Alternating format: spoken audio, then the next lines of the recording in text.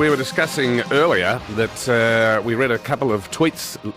We were alerted last night to a couple of tweets.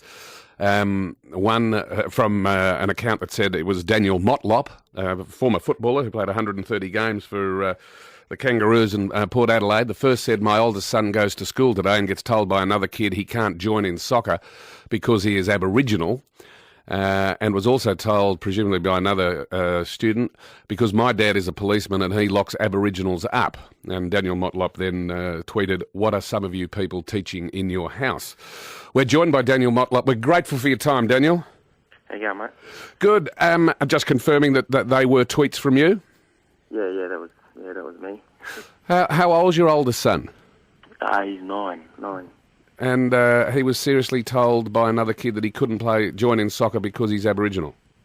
Yeah, he was just a little bit upset from it when he got home and that. Just a little bit disappointing because you don't teach your kids.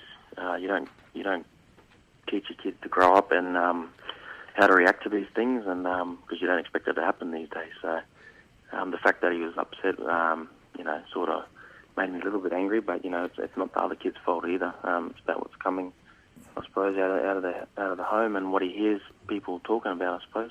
Has that happened to your son before? No, that's the first time.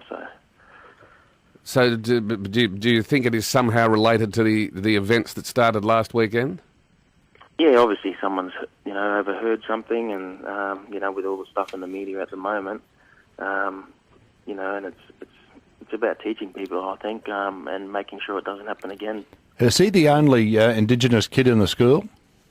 No, I don't think he is. I think there's maybe 2 or 3 maybe in there.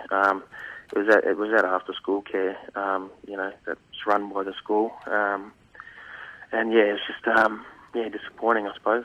Yeah, well, it's distressing to you, I would imagine. What did you say to your son? Yeah, look, I just said, look, it's not that kid's fault. He's overheard something, that people have said about Aboriginal people, just some stereotyping, words, and it's about teaching that kid now, making sure he doesn't do it again, and other kids not doing it as well, because it is, if my son didn't get upset from it and he knew how to react to it, I wouldn't be so angry about it. But it's about teaching these kids and what's wrong and what's right, and what level you shouldn't cross.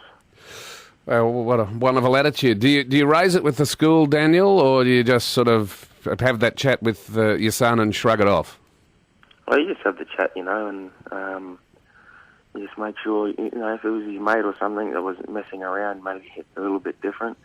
But if it's a complete stranger, I suppose it's disappointing, and we notified the school, and I'm sure they'll do something about it, which is good. And like I said, it's just about teaching that kid and making it not happen again. Daniel, we're very grateful for you being available to have a chat with us this morning. No worries, mate. Daniel Motlop.